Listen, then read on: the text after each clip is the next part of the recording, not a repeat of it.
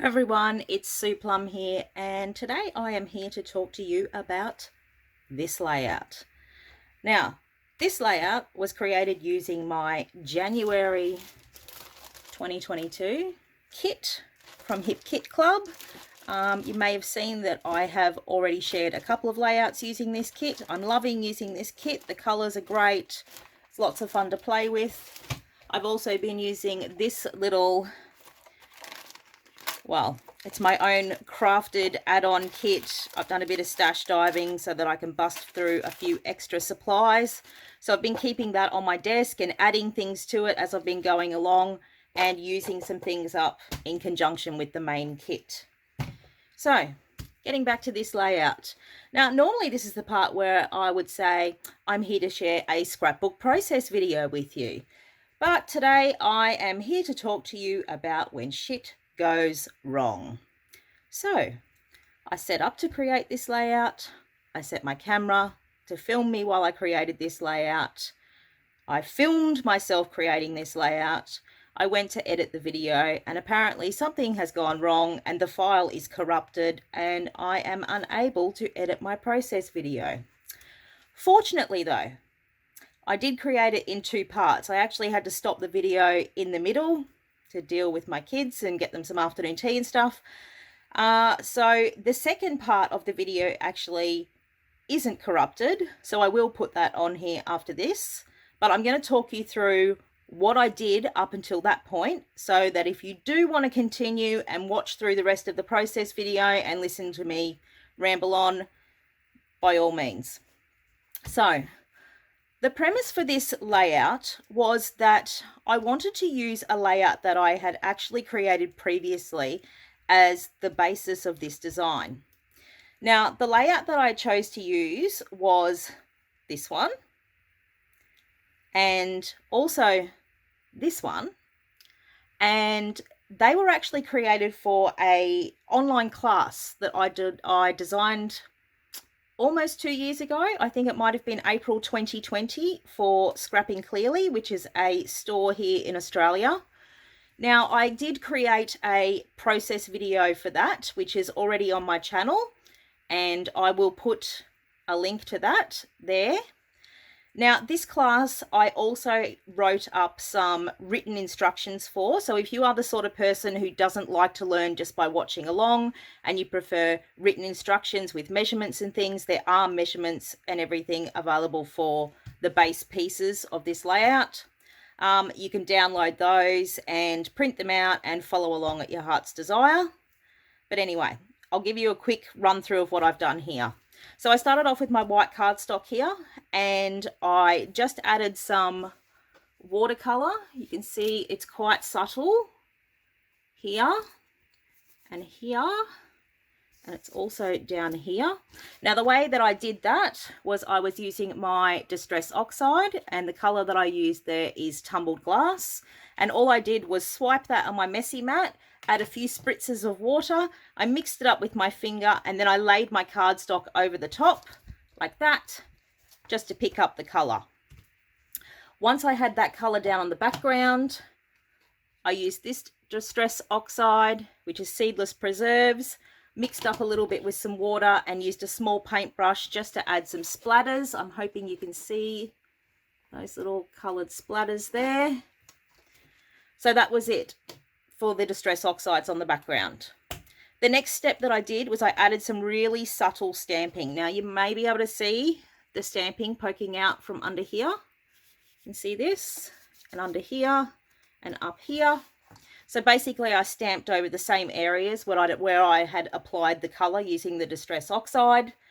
This is the stamp that I used. I'm pretty sure it's called Ledger or something along those lines. It's a rubber stamp. It's unmounted. It's from Viva Las Vegas Stamps. And I used that with some grey Stays On ink.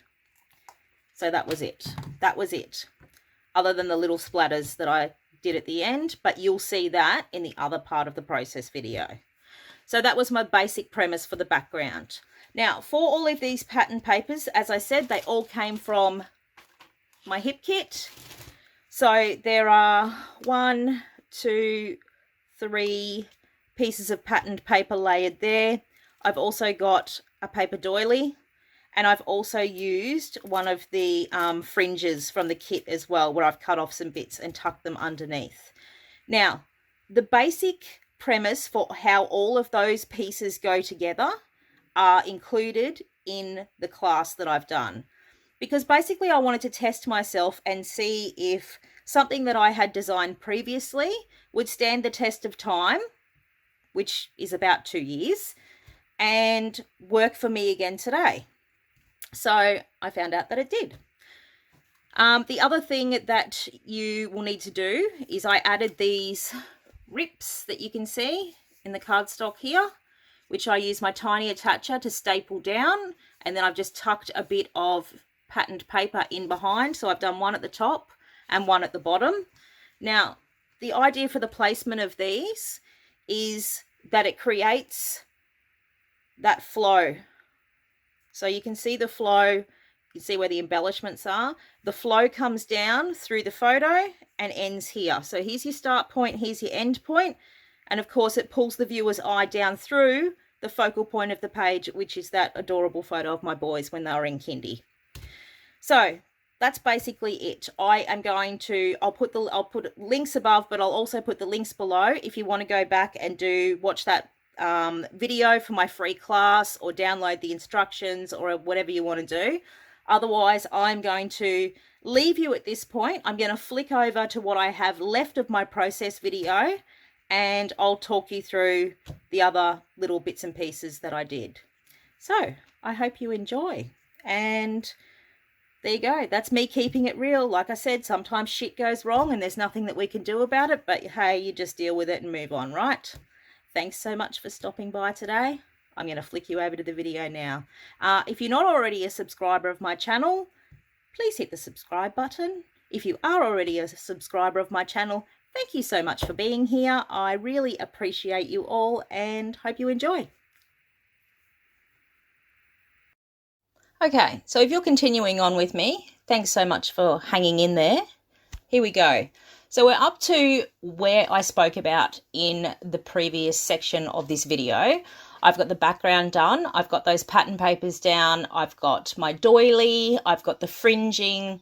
Now I've also added some frayed gauze on the top of that stack, and then I've put my photo on the top as well. Now the embellishments I'm using for this layout are the die cut ephemera pack that comes in the January main kit, and I'm also using those chipboard stickers there as well that are also in the main kit. So this month I didn't actually get the hip kit add-on embellishment kit. This is all just from the main scrapbook kit. And as I said in the previous section, I've made up my own little add-on kit with a number of things from my stash, because I really have so many things that need using up. I've made up an extra little kit in a container that's got some coordinating bits and pieces, and I'm just trying to use some of those on each of my pages. And so far it's been fairly successful. I would highly advise, if you are a kit subscriber to whatever kit that it might be, that you pad your kits out with some items from your stash, because otherwise things just sit stagnant in your stash. They don't get used up, and mixing old with new is a really good way of making your supplies interesting again. So you can see I'm adding on my title there underneath the photo. I use the puffy alphas that come in the kit. They are gorgeous, those alphas. Now, you might have heard me say previously that I really do prefer a sort of tall, skinny font when it comes to alphas. And these are a bit more rounded, but they are beautiful with that geometric design on them, black and white, so they go with everything. And yeah, I really love them. Now I'm adding on a little tag here that I have just cut from patterned paper. I've punched a hole through the top of it. I've tied it off with some baker's twine, and I've just tucked that in behind my layers above my photo. Now in that cluster, I am also adding a little star embellishment, which is a handmade one from Charms Creations. I'm loving the fact that I'm using up so many of my purple embellishments this month, because I did have a lot of them and they don't get used that often. So they do work well with the purples in this kit. There is actually 3 different shades of purple in this kit. So there is a dark purple, which is a cool tone. There's a light lavender sort of purple in there, which is a cool tone as well.